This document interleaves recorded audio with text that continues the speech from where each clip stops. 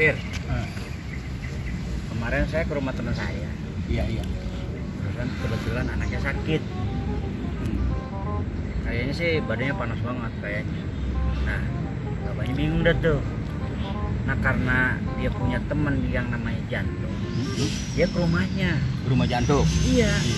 Terus Dia minta dibikin air sama si Jantung. Iya. Terus dibikinin.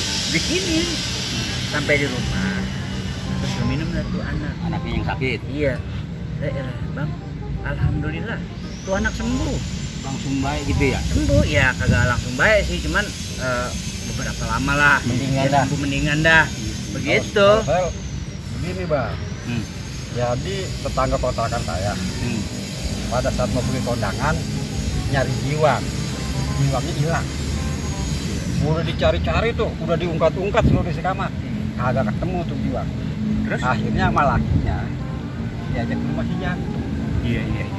Nah, menurut lakinya itu dilihat tangan doang sama Jantung.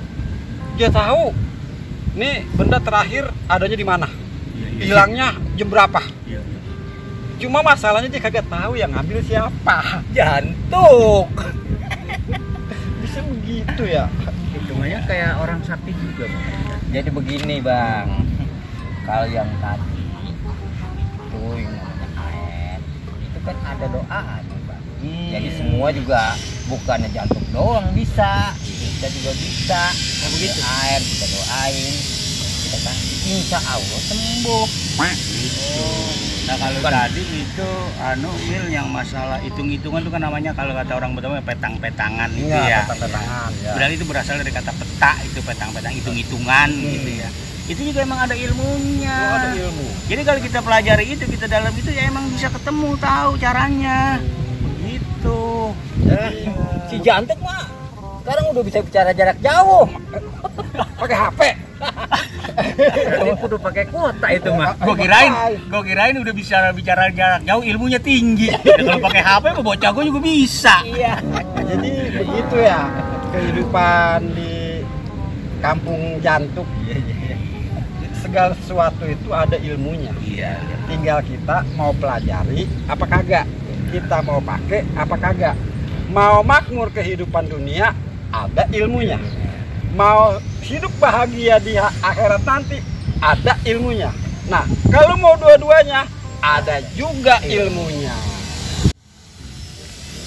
Kalau gue sama Jantung kan begitu. Gue mah kadang-kadang gue demen, kadang-kadang gue gedek. Bisa begitu ya? Biasa itu mah, orang lagi semuanya demen mulu. Kira-kira pada saat lu demen sama Jantung nih, Ya itu giliran dia lagi gimana? begini, kalau Jantung itu orang, kalau kita bagi apaan aja itu, misalkan gue bagi itu 5.000 nih, goceng. Terima kasih banyak banget. Sampai harga 20.000. Iya. Padahal 5.000. 5.000. Boleh itu kita demen ya? Makanya itu gue demen. Itu kalau kita bilang Jantung matrik, kira-kira marah kagak ya begitu? Aja mah kagak ada marahnya. Kagak ada marahnya aja mah, gue heran itu. Ya itu buktinya. Lah goceng. Terima kasih banyak banget. Itu buktinya dia nggak marah. Sekarang giliran lu kagak demen sama si Jantung, itu giliran dia lagi gimana? Kadang-kadang ya kalau lagi nasihatin gua, kadang-kadang dia orang paling bener banget, paling bisa apa aja bisa. Gitu. Itu kan gua banget. Ustadz bukan kayak bukan. Dinasehatin Lagi nasihatin dulu. Iya. Tapi nasehatnya bener kan? Bener juga, Pri. Enggak. Gue mah yang gue pengen tahu sama campur bingung begini. Gimana? Anak kecil lagi pada kumpul. Iya. Lagi pada kumpul. Sini. Denger Jantung mau cerita. Iya. Lah anak kecil ya namanya Jantung lah kan kita tahu ya pada kumpul. Dia kata malam Jumat Kliwon pas jam 12 tepat Jakarta jadi berdiin. Nah, lo Jadi berdiin. lah Si Jantung dimedein tuh si sama anak. Orang Jakarta gede tinggi serba putih, palanya kagak ada. Jantung lagi jalan ditanya, Jantung lu mau kemana? Yang gue bingung itu dia ngomong pakai apa? Palanya kagak ada. Nah, gue kata Jantung. Nah, iya ya. Lah orang kagak ada palanya bisa nanya. Udah gitu ada kecil pada heran. Gue bukan heran, dia demen kagak demen. Nah kalau palanya kagak jadi tanya. Ya si Jantung. Terus. Kita begini bang, seperti kemarin abang bilang, jantung itu bang bisa jadi percontohan tuh bang, gimana tuh bang? Itu maksudnya. Alhamdulillah dah, biarpun di kampung kita ada jantung.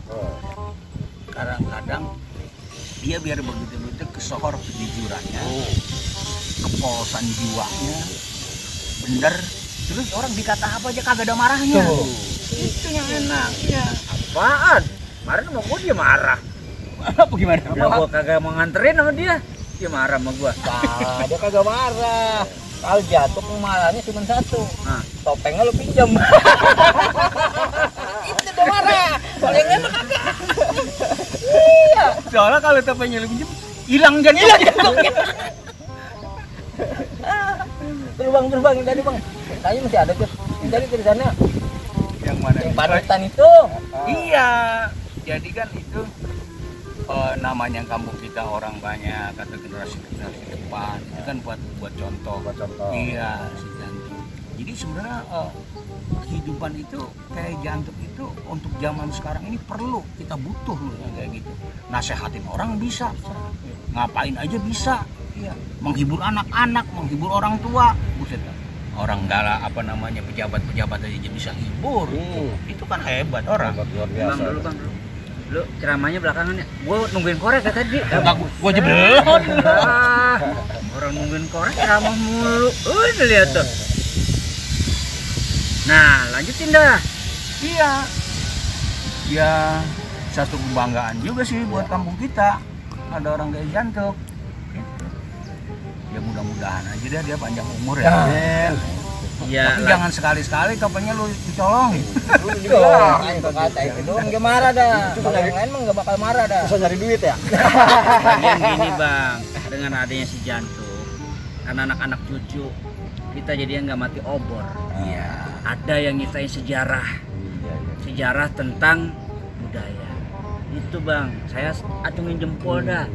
Setuju kan ya? Setuju, Iya. NKRI. Nah, Makanya nih, mumpung si jantung masih ada, mumpung si jantung masih hidup, yang cinta budaya, yang pengen tahu budaya, tanya sama si jantung.